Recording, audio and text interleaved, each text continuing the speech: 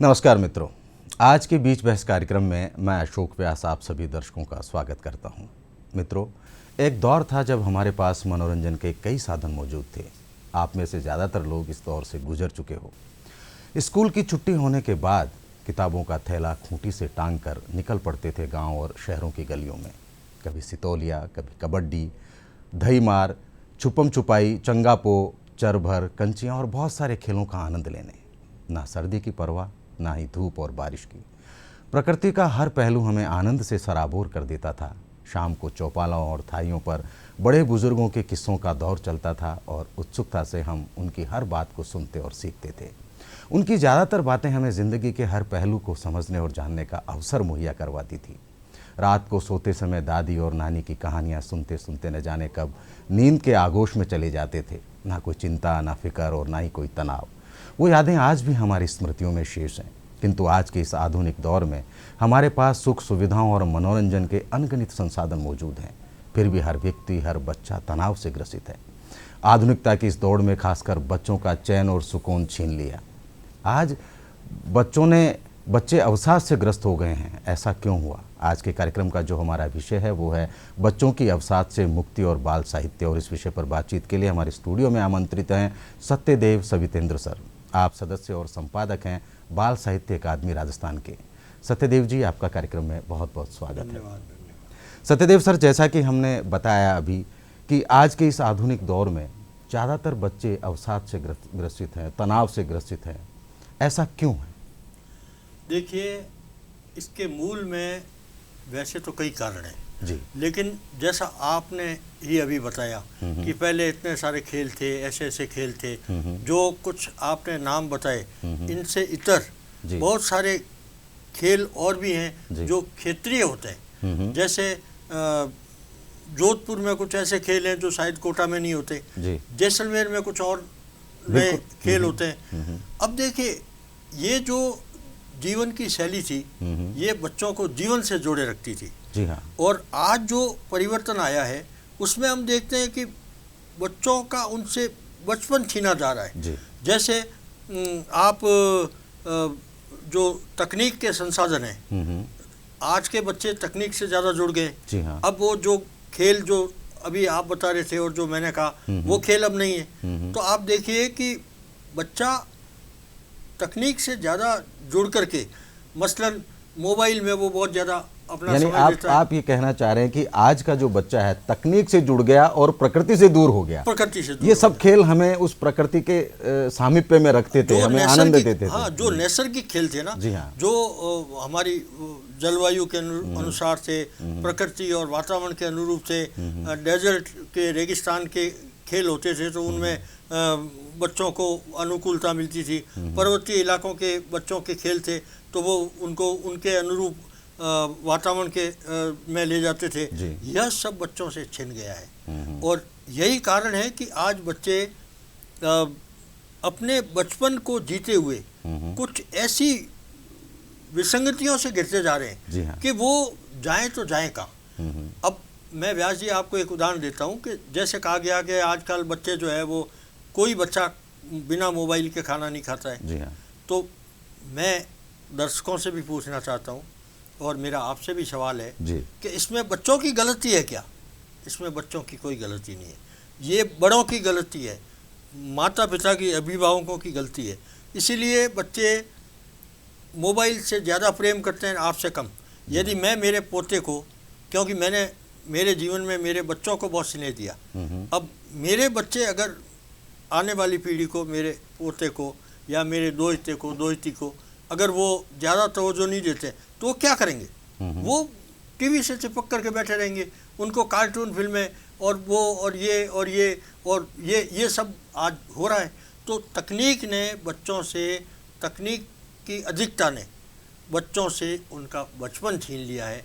यह चिंताजनक स्थिति है और आज के अवसाद के मूल में ये भी एक कारण है। सत्यदेव सर, आपने बहुत अच्छी बात बताई है ये कि तकनीक ने तो बच्चों से अपना चैन, सुकून और बचपन छीना ही छीना, और उसमें एक बहुत बड़ा जो अहम रोल है वो अपने माता पिता का भी है, परिवार का भी है, क्योंकि किसी के पास समय नहीं है बच्चों को देने के लिए। जैसा मैंने शुरू में जिक्र किया, शाम के समय जब हम सोते थे या लोग सोते थे उस वक्त नानी दादी कहानियाँ सुनाया करती थी। आज अगर बच्चे चाहें तो भी घर वाले उनकी ये बात सुनने को तैयार नहीं है, क्योंकि वो खुद भी इस बीमारी से पीड़ित हैं, उनके पास समय नहीं है। देखिए, मैं इस बारे में ये कहना चाहूँगा कि आज दादी नानी का सानिध्य कहाँ मिल रहा है। आप ये जानते हैं कि हम कैसे दौर में जी रहे हैं। बहुत सारे माता पिता वृद्धाश्रमों में बैठे हैं जी, और वहाँ वो जो नन्हे बच्चे हैं वो दादा दादी के लिए तरसते हैं। जी हाँ।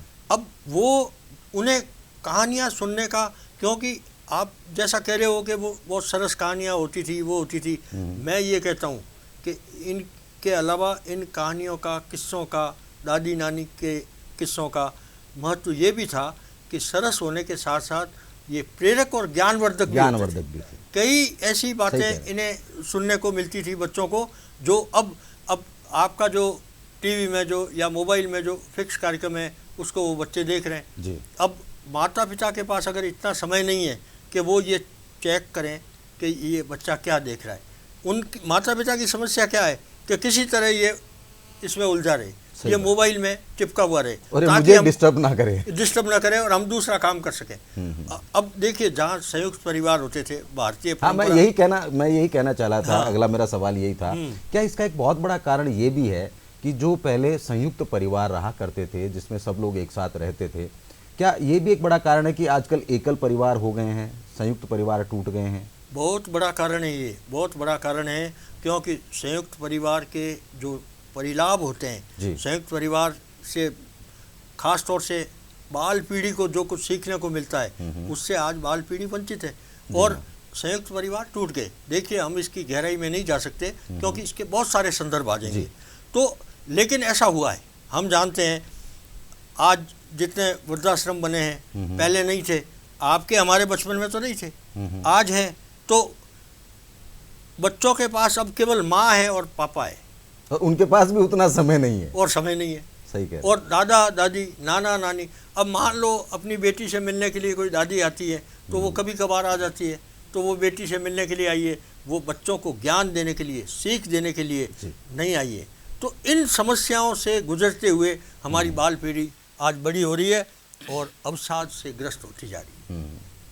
नहीं, बिल्कुल आपने अच्छी बात बताई कि परिवार टूटना भी एक बहुत बड़ा इसका कारण रहा है, क्योंकि परिवार संयुक्त होते थे, उसमें सब लोग एक साथ हुआ करते थे, तो बुजुर्ग दादा दादी नाना नानी उनके पास बहुत समय होता था ताकि वो बच्चों को दे सकते थे। आज वो समय नहीं बचा है। सत्यदेव सर, एक बात मैं और जानना चाहूँगा दर्शकों के लिए कि बच्चे अवसाद से मुक्त कैसे हों, और इसके लिए आपने पहले भी जिक्र किया कि बाल साहित्य का भी इसमें एक बहुत बड़ा अहम रोल है।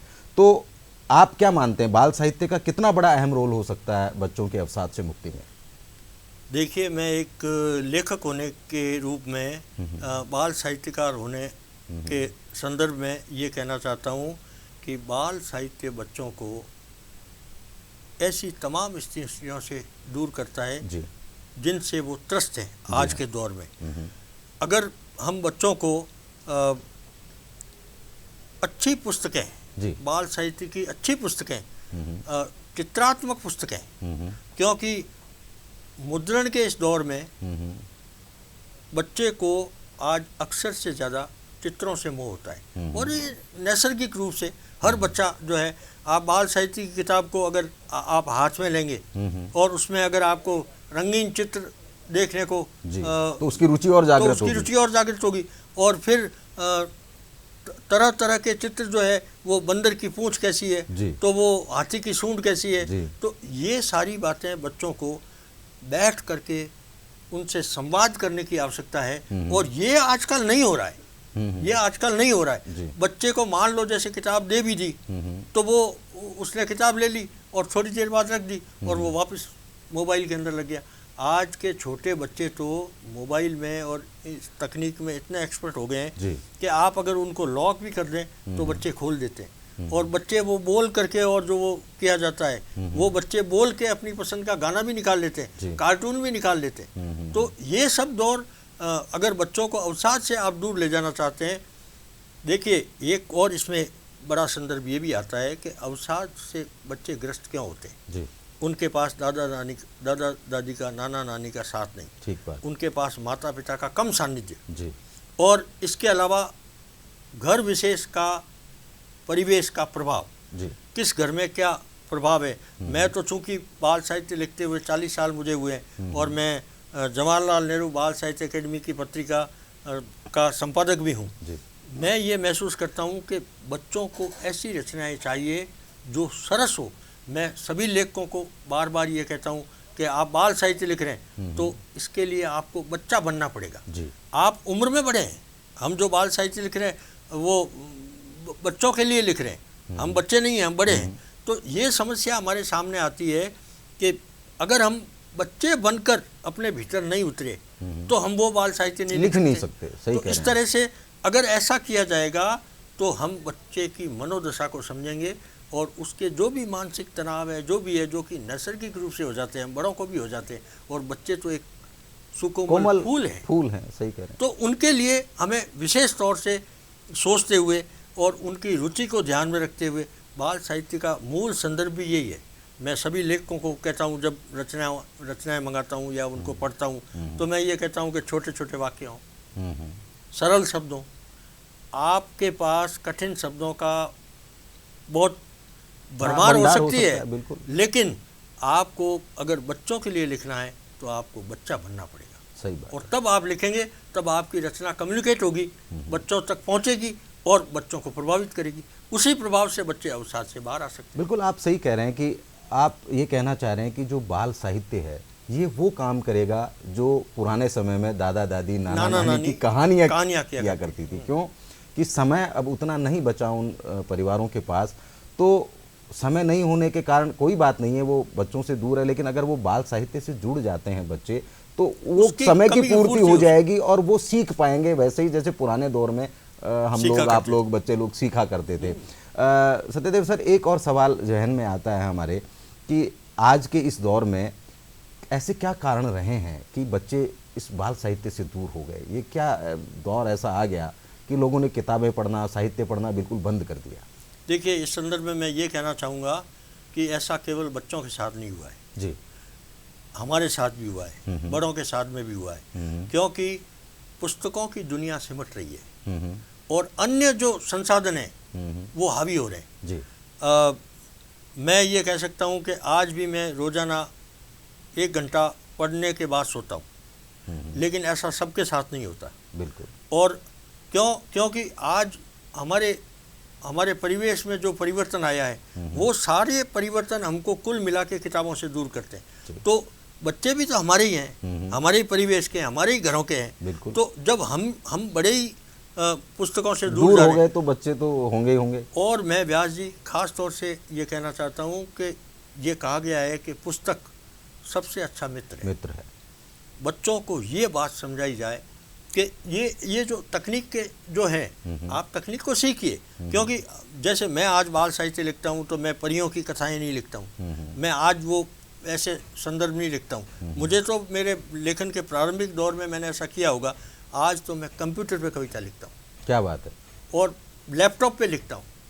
और इसका अर्थ ये नहीं है कि एक तरफ आप ये कहते हो कि ये बच्चे तो कंप्यूटर और इससे मोबाइल और इसके कारण जो है वो साहित्य से विमुख हुए हैं। ये आज की ज़रूरत है, लेकिन किस लिमिट तक, किस सीमा तक हम इसको आत्मसात करें, कितने स्तर तक हम इससे घुल मिल जाएं, ये मुख्य बात है। तो आज हम ऐसी कविताएं भी लिखते हैं जो आज के तकनीक के अनुरूप होती हैं। इससे लगातार ऐसा प्रयास हुआ है कि केवल बच्चे ही नहीं, जो बड़े भी पुस्तकों से दूर हुए हैं। इसके अलावा आप एक बात और समझिए कि आपने कहा कि बच्चे पुस्तकों से क्यों दूर हो गए। जब बच्चे देखते हैं कि हमारे माता पिता भी पुस्तक को हाथ नहीं लगाते हैं, हाँ, तो हम क्यों लगाएं? तो जाहिर सी बात है। वो किसी को सवाल नहीं करते हैं, क्योंकि बच्चों के सवालों का समुचित प्रत्युत्तर नहीं दिया जाता। बिल्कुल। आप मतलब आपका कहना ये है कि जब हम दूर हो गए तो वो एक संस्कृति खत्म हो गई, जो किताबों के साथ मोह था, लगाव था, तो वो कम हुआ। और मैं ये नहीं कहता खत्म हो गया, क्योंकि आज भी बहुत पुस्तकें पढ़ने वाले हैं, बहुत अच्छी पुस्तकें प्रकाशित हो रही है। और हाल ही में जवाहरलाल नेहरू बाल साहित्य अकेडमी जो राजस्थान में बनी है, उस अकादमी ने तो अद्भुत ऐसे अनूठे प्रयोग किए हैं कि बच्चों के लिए जो अकादमी ने खूब पुस्तकें छापी है और सुंदर पुस्तकें छापी है, ऐसी कि बच्चे देख करके उनका पढ़ने का मन हो। मन हो, उन्हें प्रेरित करे पुस्तकें कि हमें अपने हाथ में लो, और वो नन्हे नन्हे हाथ जब पुस्तक को थाम लेते हैं जी, तब उनके मन में भी ये आता है कि आज हमने किसी अच्छी चीज़ को, किसी ज़रूरी चीज़ को अपने हाथ में लिया और उसको आत्मसात किया है। बहुत अच्छी बात बताई सत्यदेव सर आपने।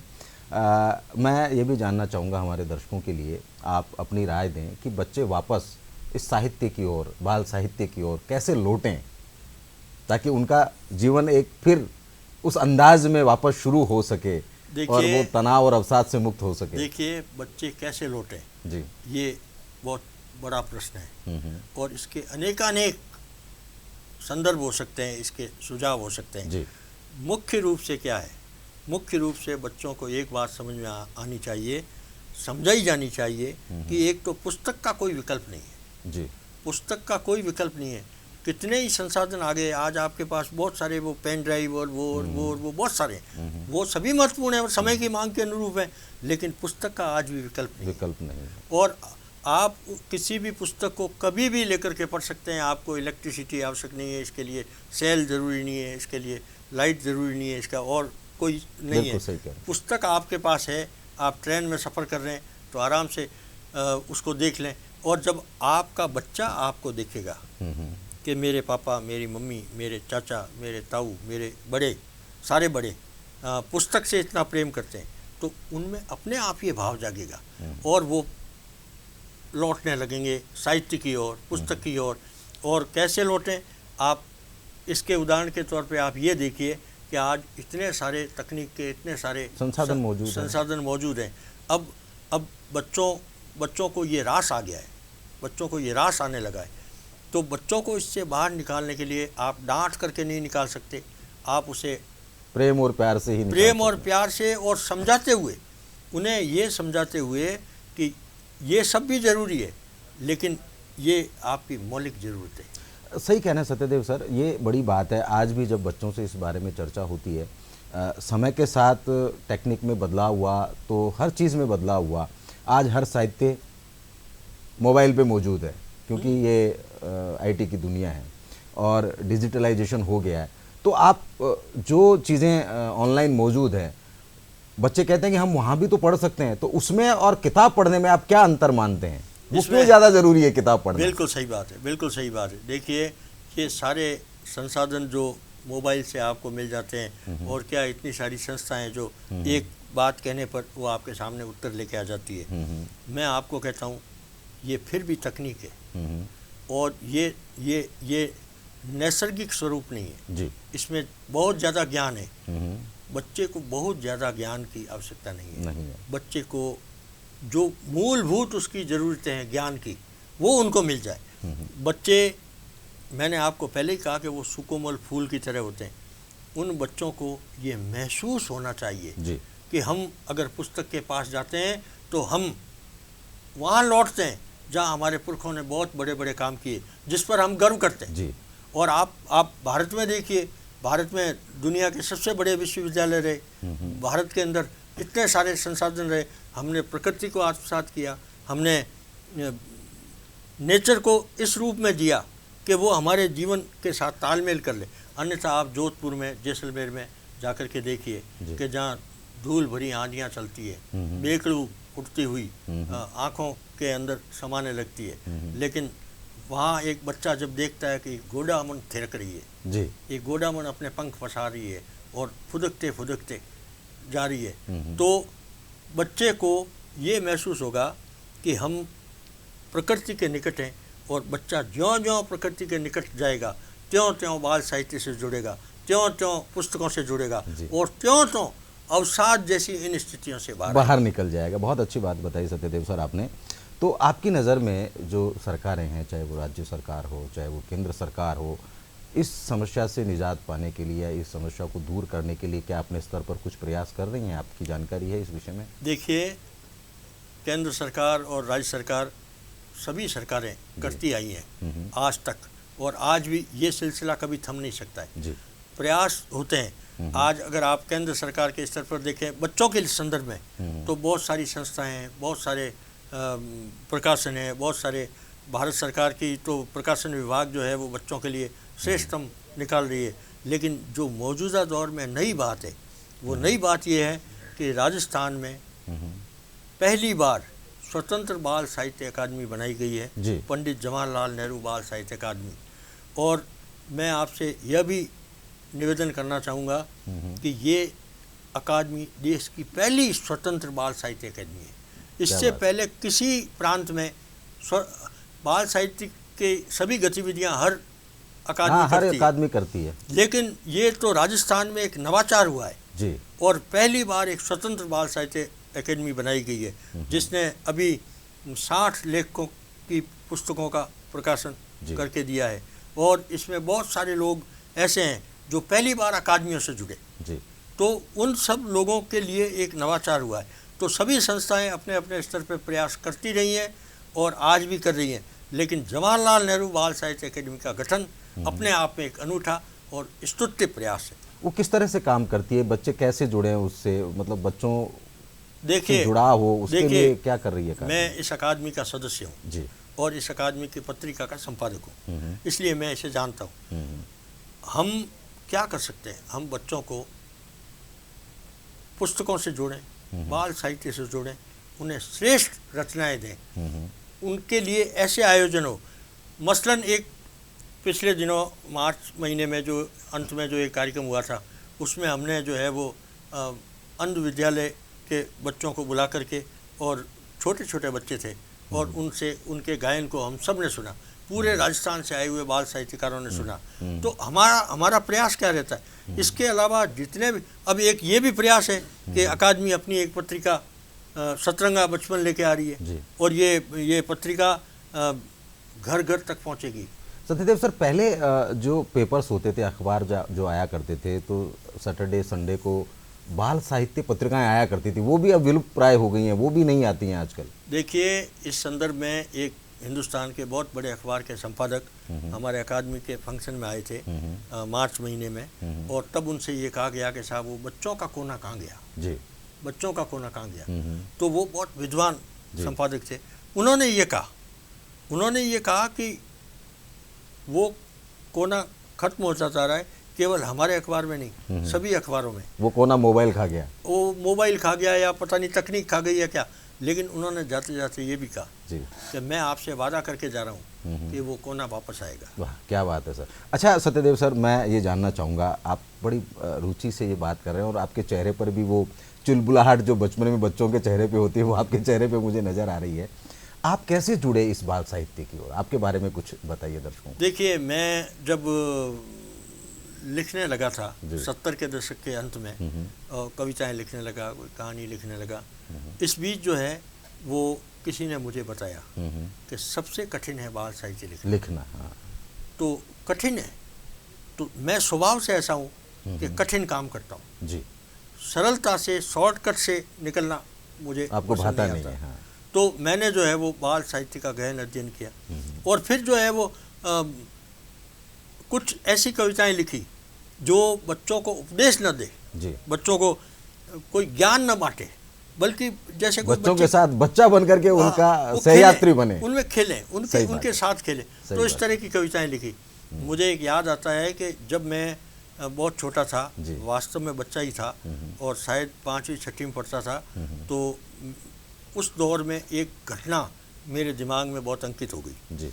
यानी एक लड़के ने ये सोचा कि मैं मजबूत हूँ क्योंकि मैं लड़का हूँ, और उसने ये भी सोचा कि ये कमज़ोर है क्योंकि ये लड़की है जी। तो अब ये द्वंद्व उन दोनों के बीच में चलता रहा और वो दोनों जो है वो कुट्टी हो गए। कुट्टी जो बच्चे हो जाते हैं तो वो कुट्टी हो गए।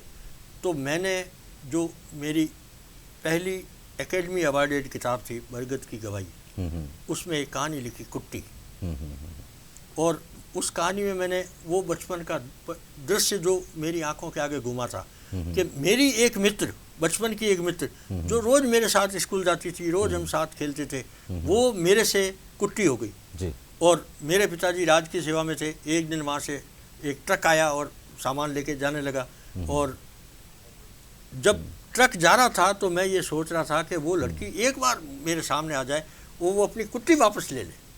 तो अब बच्चों को आप अगर कोई और ज्ञान बांटते हुए कोई ऐसा करोगे तो ये उसको भाएगा नहीं। तो बच्चों को ऐसा साहित्य दिया जाए। मेरे साथ भी यही हुआ। जब मैं बाल साहित्य लिखने लगा तो मैं मूलतः मुझे जो लोकप्रियता मिली वो गीतों से मिली। अच्छी बात है सत्यदेव सर, आपने बहुत अच्छी ज्ञानवर्धक बातें हमारे दर्शकों को बताई। मैं अंत में चाहूँगा कि आप इस समस्या से निजात के लिए हमारे बच्चों को क्या सलाह देना चाहेंगे? ये आखिरी सवाल आपसे। मैं इस बारे में बहुत गंभीरता के साथ, बहुत आग्रह के साथ, स्नेहिल आग्रह के साथ बच्चों से नहीं, उनके अभिभावकों से, माता पिताओं से कहना चाहता हूँ कि बच्चों को सहज जीवन जीने दें। वो जैसा कर रहे हैं नज़र तो उन पर रखनी पड़ेगी।